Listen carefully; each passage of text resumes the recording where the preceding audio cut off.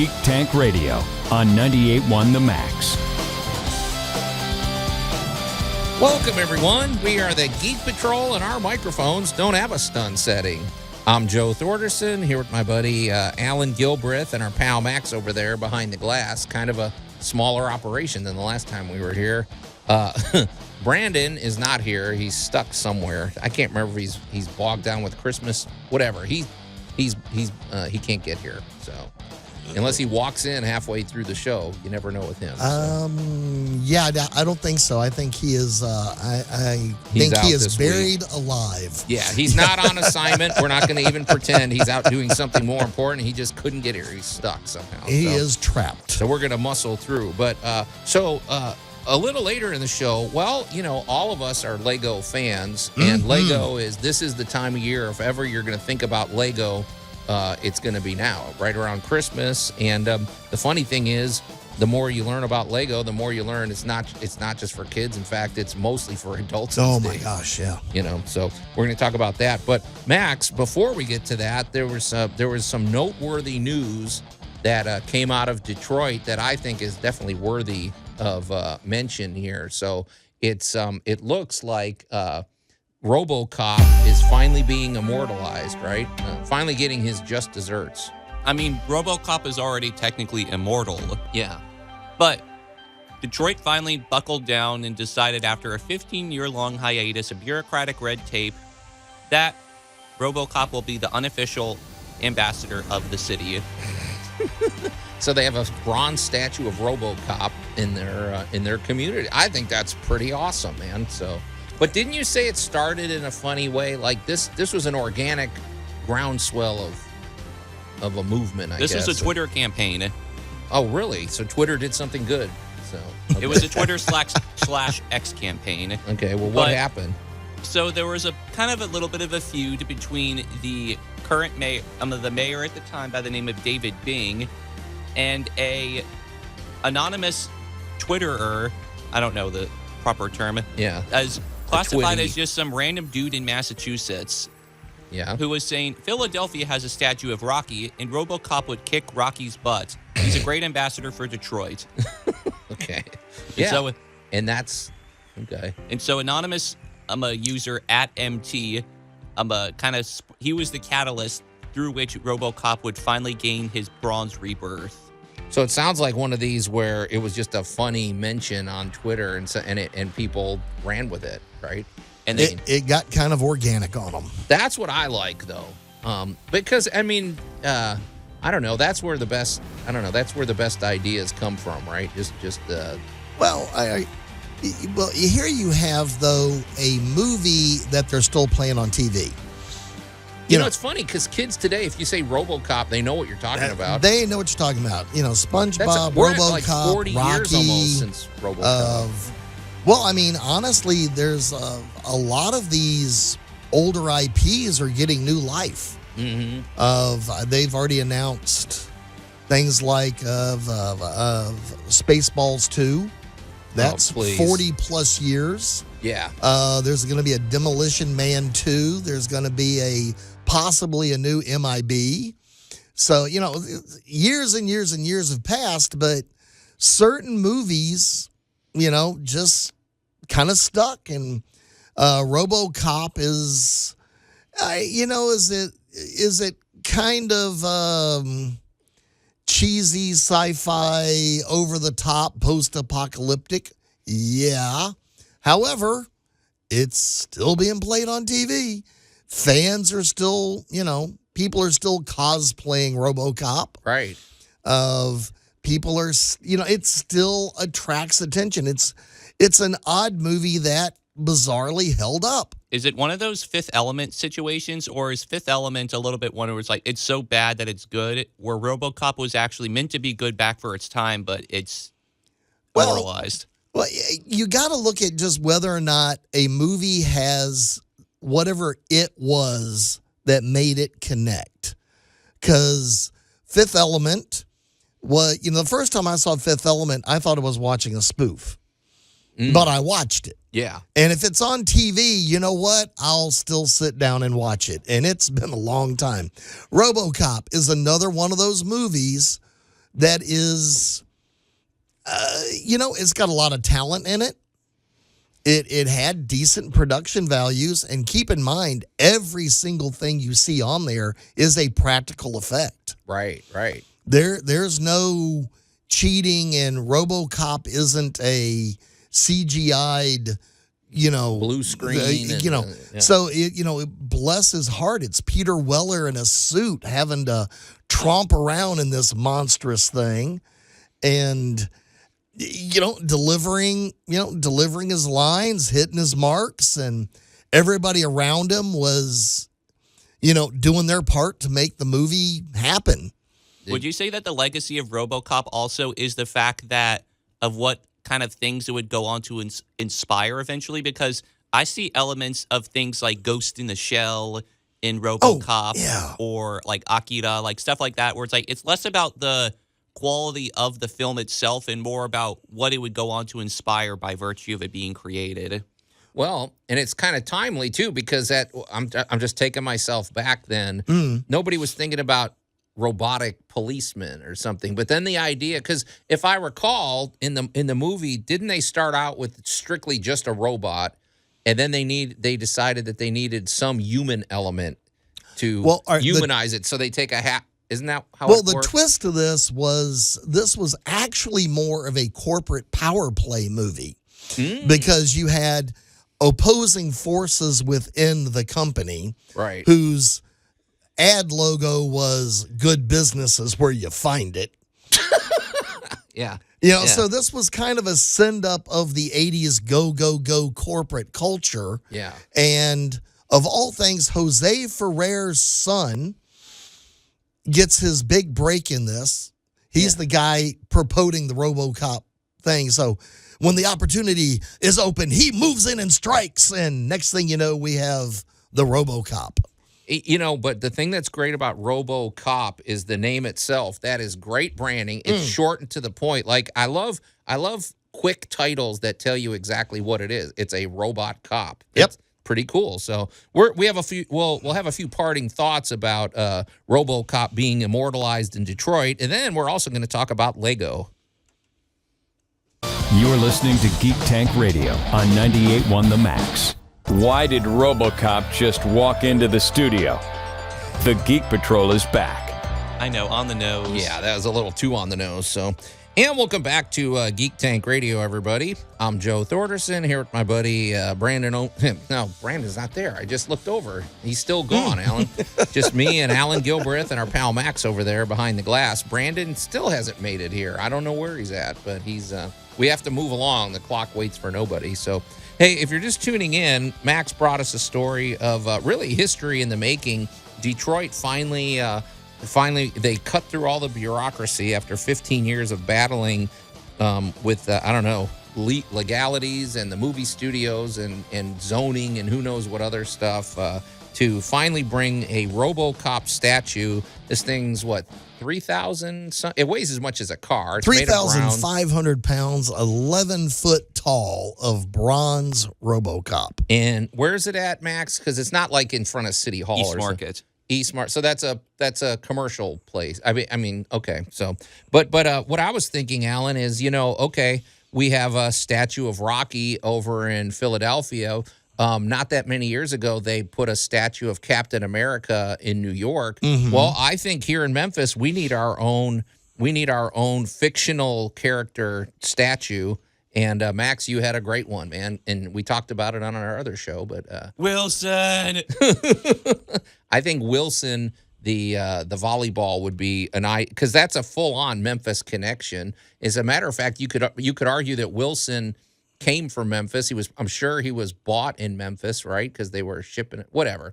It's a Memphis movie. So, but I think we get a 20-foot diameter Wilson statue somewhere in Memphis, and I'm gonna, if you're out there and you've got millions of dollars to contribute to this project, we wanna make this happen. So, Alan's rolling his eyes. He doesn't think. I'm thinking is it like the bureaucracy, Alan, or is it just you don't like the idea? I could picture. It's a thing, but Wilson's not an icon. Wilson's. Wait a minute. You know. I disagree. For you show Memphis, I was everybody thinking, Wilson, like a really big barbecue grill. No. We're talking fictional character because we have great historic figures like Tom Lee and people. We want our own fictional character. So that's my vote. I like the Wilson idea, Max, and I think it needs to happen. But all right, well, let's shift gears. Let's get back to reality. So, well, it's that time of year. Everybody's out shopping and thinking of gifts. But what better gift than some Lego? And I just have a quick thing. Just we were talking about new Lego sets and just straight to the point brand marketing. They have a Lego set coming out called Tiger Shark Tank. It's just a tank in the shape of a shark. A tiger shark tank. Okay. It's just a tank in the shape of a shark from a series called Dreams. Interesting. Now, Max, you are a Lego enthusiast. You've been playing with Lego since you were a little kid, right? Oh yeah. Nowadays though I challenge myself with the bigger sets like the creator expert sets or like the bigger Star Wars sets that are ships and stuff. Because, Lego will last indefinitely, won't it? Have we ever really... Lego hasn't aged out in terms of the plastic, right? Allan, it'll be here hundreds of years from now, probably. I guess that's not good for the environment, but... I can't say that I've ever known of a Lego to actually break down. I'm sitting here thinking back in the 80s, we were using Legos to design restaurants. No, you said engineers. Yeah, there are engineering firms and design firms that buy cases of classic Lego blocks and use the different color blocks to lay out streets. Yeah. Design buildings, look at how things could possibly be done. We know that there are people who use Legos as the exterior casing for custom electronics. Oh, that makes sense. They're trying to figure out how to build this or how to do the casing for it. So to experiment with it, they build a Lego holder. So as a matter of fact, Lego came out with basically a Game Boy, a fake Game Boy. Oh, I saw that. So you could put it together. And, of course, immediately somebody announced they were going to make electronic guts to go in your Game Boy fake Lego set so it would turn into a real Lego Game Boy. In theory, you can almost make anything out of Lego. I've seen Lego car, like actual cars with the Lego shell. We've seen Lego sculpture, like life-size sculptures. We've seen Lego houses. Yeah, Lego houses. Yeah. There's a Lego Enterprise. Oh, yeah. And it's got minifigures of Guinan. It's got Data and Spot. It's got it's got Riker and his trombone. Now that's cool. That's a deep because I noticed back in the day, Lego used to be a little more. I guess it was only mainstream things that most people would know, but now they lean into more deeper cuts, like Riker holding the trombone. You'd have to be a Trekkie to know about that. That's kind of cool. But when did Lego start making more things that weren't necessarily kid friendly? We've seen horror movie Lego stuff, right? Stranger Things. Yeah. Lego started diversifying back in the 80s. Okay. Not bad for a company that started out making wooden ducks. Yeah. Yeah. And what does it mean because it's from it's a Dutch name? It means play well. Play well. Mm-hmm. Okay. Yeah. Because the founder's name? Because that's a pretty interesting story, actually. It's Ole Christensen. That's right. So play well. But yeah, wooden ducks, and then he decided to make click together toys. Were the first Legos made of wood, Allan, or were they plastic? It's because because of the war, he couldn't get the wood to make the ducks anymore. So he turned to a new product at the time called plastic and started making these little bricks. And, what he designed we're still, we have companies out there now building bricks, Lego style, to build a house.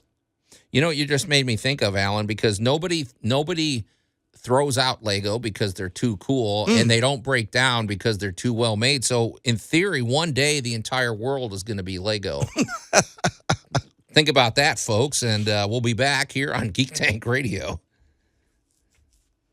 You're listening to Geek Tank Radio on 98.1 The Max. The Geek Patrol is back.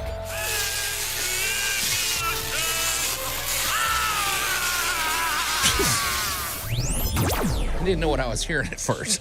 And welcome back to Geek Tank Radio, everybody. I'm Joe Thorderson here with my buddy Allan Gilbreth and our pal Max over there behind the glass. And notably absent is our buddy Brandon Olmstead, who somehow just couldn't get here today. You know, whatever. He was prevented from making it here. So we're plowing forward.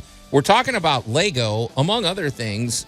Some of the great sets, but I do want to say something before we dive deeper into this, because so Max, I'm on one end of this, you're on another end. Allan, you're probably somewhere in between. So I have kids, Max, you have a parent, obviously, duh. Okay.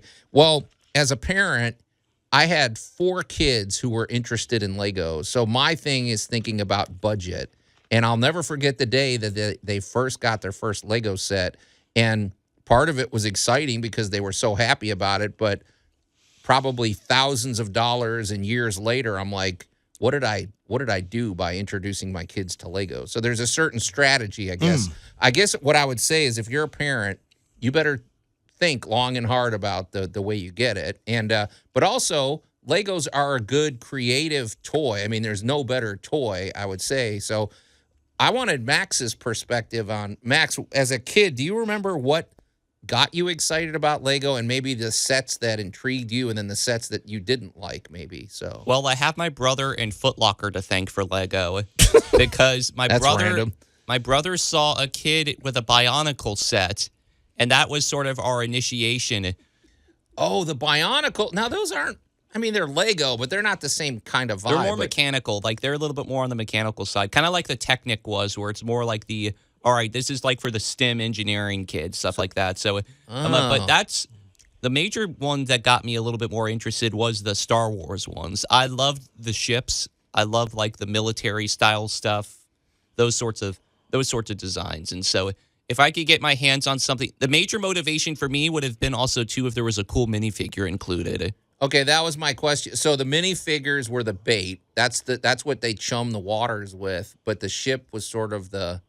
It was the spicy. It was like for example, I recently got a while back when they made the first Razor Crest. I wanted to get the Razor Crest because it's like, I liked the way it was kind of funny having like a little Grogu that it was included with it too, and the Mandalorian minifigure too. So I liked the design of the ship, but I just also really liked the minifigure too. Now with the newer Razor Crest, where it's actually highly detailed, I would get it just for the thing is for Lego, for me, it's more about the journey than the destination. Because it's like now once I build the set and everything, it's like, all right, it's there. But I kind of enjoy the process of just building the set itself. It's almost like you wish you could live in the perpetual journey of building the set. Well, that's what I wondered too, because there's always these toys, or there's these activities. For me, it's woodworking. When I'm woodworking, it's a very mentally relaxing thing because I'm not thinking about worldly problems or anything else. It's kind of, you're in the zone. I know painting is the same way. Is Lego similar? Does Lego have that kind of? I'd say there's a zen to it. Okay. All right. Well, so how far can it go? Yeah. Let me tell you how far they've made it. Because back in October, there was the International Conference on Intelligent Robotics and Systems. What's the acronym for that? It's the IEEE something. Yeah. Of one of the major attention-getting entrants to this wasn't a college, wasn't an engineering school somewhere. It was a 16-year-old using the, the Mindstorm, where you could like make cute little robots. Yeah. It was, all by Lego. He built his own version of an anthropomorphic human hand. And a hand is complex. And Think works. about that. It really works. So how far can your imagination go? All the way up to including robotics. Yeah. So if you want to make a Cornish pixie, great. If you want to make a little wall, they got that too. But it can go as far as actual working robotics. Now, do you think, I think Lego makes you smarter. I mean, it definitely makes you more creative, but it teaches you about engineering, right, Max? I mean, if you're building something and it falls apart, you know that it teaches you lessons about engineering. But I'd say that too. Plus, also the more you get into Lego, the more you want to kind of challenge yourself physically, and so you seek out the sets that are a little bit more difficult to tackle and everything. Like, for example, like I like the Creator Expert sets precisely because they are the more difficult ones to. They require a little bit more architectural finesse than your standard fare. Yeah, it's pretty interesting. So, but I like the fact that adults are into this stuff, man. Well, and this is just, for your giving pleasure. If you know somebody's into a particular topic, there are so many different sets that you can take someone's favorite movie or topic or car or rescue vehicle or almost anything, and there is a set at a price point that would make it a nice gift. Yeah. It's interesting, too, because Lego, I mean, let's just be honest. Okay, it's not prohibitively expensive, but it's not cheap. It's not a cheap toy. But no. The thing is, literally, you could get generations of use out of it. You could give your kids your Lego sets if you take care of it. So they're not going anywhere. So in terms of a value, it's a pretty good value, I think. And they're also kind of commodifying it like gold. Oh, yeah. There's people that invest in Legos, aren't they? Yeah. Well, we know that people use them for a shocking amount of stuff. My favorite one was, of course, of looking at building a restaurant, walked in the architect's office, and there was the restaurant laid out complete with fixtures in Lego. Did he have minifigures? Well, they didn't have many figures back then. He just kind of like, all right, this is where the pizza oven's going to go. This is where that's going to go. He had different colored Legos, and he could see the spacing and layout and ergonomics of everything he was doing. Yeah, no, I mean, it was absolutely stunning. That's the way to do it. So, but I think they're great toys. But like I said, as a parent, boy, you better think about what you're setting loose here, because it's like this isn't just a one-off gift. This is the beginning of a process. And have really good house shoes. Yeah. It's the beginning of an addiction. Yeah, exactly. So, all right. Well, we're going to continue when we come back here on Geek Tank Radio. You're listening to Geek Tank Radio on 98.1 The Max. The Geek Patrol is back. That's where I saw the leprechaun. Right, a leprechaun. He told me to burn things. Boy, are we out of season with that one, Max. And welcome back to Geek Tank Radio, everybody. I'm Joe Thorderson, here with my buddy Brandon. I keep saying Brandon, but he's not here. He's gone. He's trapped elsewhere. I assure you he wants to be here. My buddy Allan Gilbreth and our pal Max over there behind the glass. Brandon will be back next week. And if you're just tuning in, we were talking about the Robocop statue in Detroit. We're talking about Lego and I guess gift giving in general, right? The only problem with Lego, though, kids, they look around under the tree and they shake boxes. Well, it's kind of a dead giveaway if you give them a Lego set. Well, that's why I always cheated and put a doggy squeeze toy or something in the wrapper. So, there you go. I'll misdirect you. Yeah. The best gift disaster I ever saw was the people that bought one of those repeating teddy bears. What's that? Remember Teddy Ruxpin when he came out, would talk to you, would tell stories. Oh, do you remember it motion activated? Yeah. Well, they had one that was sound activated that would repeat whatever you said. Oh, that's where they got all these swearing teddy bears. Yeah, well, they had one of those and they were playing with it and they forgot to take the batteries out and wrapped it and put it under the tree. So that now every time, you married life, you're always shouting across the house and stuff. You're getting an And echo. he'd be like, "Hey, honey, did you want the?" Yeah. And then you'd hear this, "Meow, meow, meow, meow, meow, meow, meow," like somebody was bad mouthing. Yes, I mean, there was almost domestic unbliss because of that bear. Yeah. Yeah, you got to be careful. The funniest thing I ever saw was a toy store where somebody put the repeat bear next to the Teddy Ruxpin and turned them both on. Now that's an interesting. That was hilarious. Huh. So you have the Tickle Me Elmo next to. Oh my gosh. Okay. Well, this year's big thing is like there's 800. I'm not even sure how many. I was about to say 800, but I think that number's too low. AI toys. Oh gosh. Now what? Oh my gosh, there's AI everything. Talk to you, read to you, blah, blah. And I'm like, are we really ready for this? I don't think this tech is refined enough to not have your cute little teddy bear say something ugly.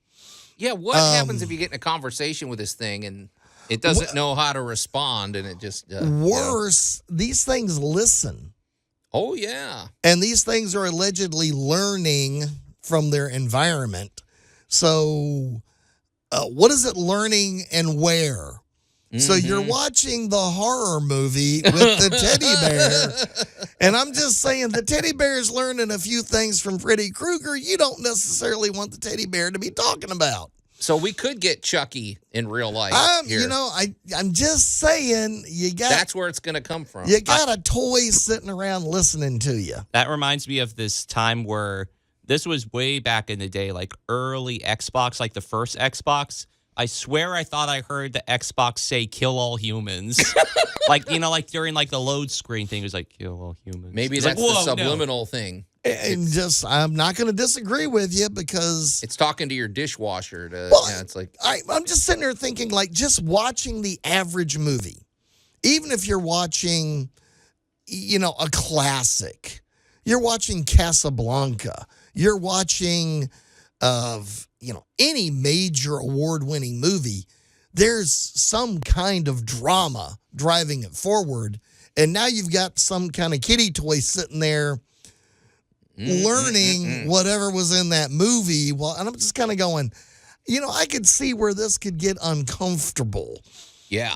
Suddenly, you got a talking Tina coming at you. Yeah, a little talking Tina suddenly walks over and, make some kind of comment from a 1940s movie that may or may not be appropriate. Mm-hmm. So I'm curious what the fallout is going to be from this gift-giving season, because I'm going to be paying attention. Okay, but I want to know. Here's another aspect that we haven't brought up. What are these devices also trying to subliminally sell you? Because perfect example, I was watching Top Gear on Amazon, which I have the commercial package. Right. Whatever. Okay, when I'm watching it by myself, there are commercials that are, whatever. There's one set of commercials. The other day, my wife was watching it with me, and I'm telling you, the whole commercial, all the commercials that came up were suddenly women's products and perfume and all the other. And I'm like, all she did was sit in the room with me, but the TV's obviously listening, right? And so what are these toys going to be trying to brainwash your kids into buying, or us? It's like the Funzos from The Simpsons. Yeah. This would be, you're going to have the little stuffed bear, AI bear saying, this would be so much more fun if I had my 15 friends here with me or something, so you got to go buy Build a Bear Workshop. Yeah, oh, gosh, that place is insidious, man. Yeah. I'm telling you, man, it's like, yeah. I'm just afraid in my house, like, the cute AI chicken toy is probably going to be living in absolute fear of me. Oh, yeah, when it sees the way you're drinking. It's kind of like, I'm kind of kitchen oriented, so certain pets are probably not going to get along with me very well. That's the thing is, I think you're gonna have to show them who's boss. It's like, so you have to play a bit of an intimidation game here with them. You have to be the AI alpha. I can pull your plug here. Yeah, what? Yeah, it's getting weird, man. Think of that. You gotta assert your dominance over this toy that you bought. I mean. Yeah, well, it's going to be a new world, and I think this year is the tipping point into it. Just go buy some Lego. I mean, they don't talk back to you. They, at the moment, until we make some smart Lego that do talk to you. Well, what worries me is someone's going to combine like their Lego robotics set with one of these AI toys and turn it loose. Oh, and it could build itself. It can upgrade it. It goes and finds the toy box, adds it. It adds a 15-foot It amasses an arm on army. it. Yeah, it's pretty bad out there, folks. Just go buy some wooden blocks. Let's go back in time. So. All right, well, that'll be happy Merry Christmas, everybody.